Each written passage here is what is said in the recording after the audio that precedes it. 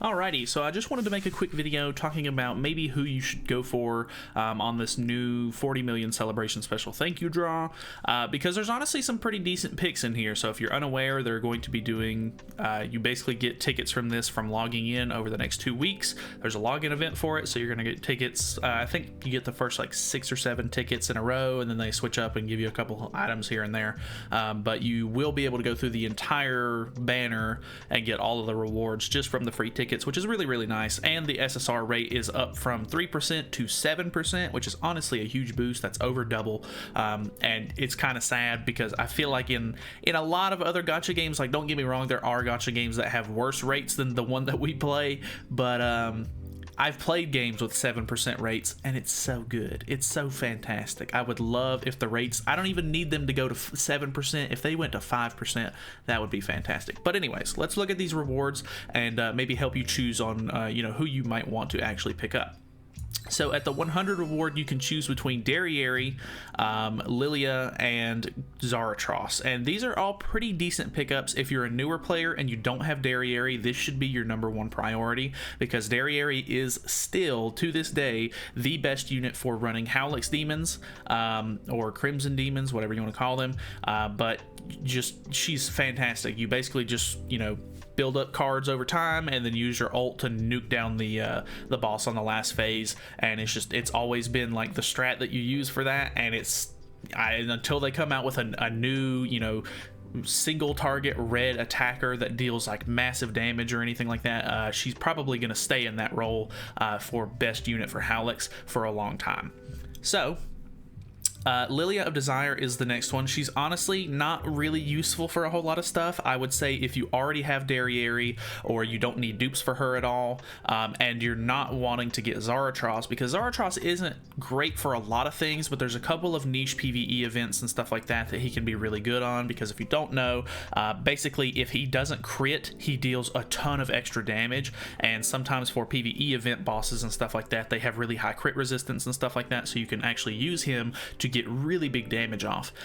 He's also pretty decent for Belmoth raids as well, because he both of his attack cards got changed to melee attacks. From one of them was a ranged attack initially when he first came out, so you can actually use both of his cards to attack Belmoth at this point. And he's honestly a pretty decent pickup for it if you invest the time and effort into like getting him level 90 and everything like that. So he is a pretty solid pickup for Belmoth. I wouldn't say like the greatest by all means, but pretty solid if you don't have him.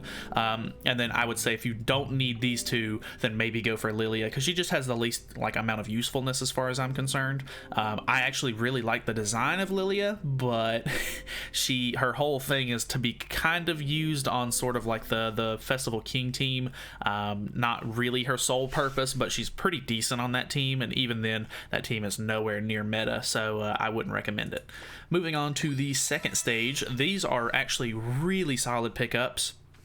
I know a lot of people weren't able to get Red Easton whenever she first came out. They just had better things to sort of summon for. But if you plan on using the Bond team anytime in the future, she is a really solid pickup for the Bond team, because she actually has a cleanse, so you don't have to worry about them putting debuffs on you or anything like that. Really, really nice. She has a move that takes off ultimate gauge as well, which, I mean, you can use Arthur's stance to sort of combat ultimate gauge with the Bond team, but if they don't attack you and they just ult rush, you're not going to be able to do anything about it. So honestly, a pretty decent pickup. I would say maybe go for her first if you're using the Bond team. This Green Diane is very, very good. She's kind of like an underrated unit as far as I'm concerned. Whenever she first came out on Global, she was not very good, and a lot of people skipped her banner. But she's become more and more useful like as time goes on. She was really good to counter the one Escanor's meta, but obviously that's kind of passed a little bit. But you can use her with Margaret a little bit and actually do pretty well with her in PvP. But she's really, really good for the new bird boss, the Creature's Nest Hrosvilger. She's actually pretty solid to use on that team to try to farm for Holy Relic materials, so that is honestly a really, really good pickup if you're wanting to do the bird boss stuff. And then Knight Liz is honestly Probably one of my favorite units. I think that I'm going to grab an extra copy of Liz when I get to this point, because I don't really need extra copies of Easton, and I already have this, you know, Deanne already maxed out. So for me, Liz is actually probably one of my favorite units in the game, because you can use her on Belmoth raids and on Grey Demon raids, and it'll basically, her passive makes it to where as long as your whole team is green and you're in a death match, it will upgrade your cards by one stage at the very beginning of the match. And then she has 2 melee attack cards. I actually have UR gear for my Liz because she's really good.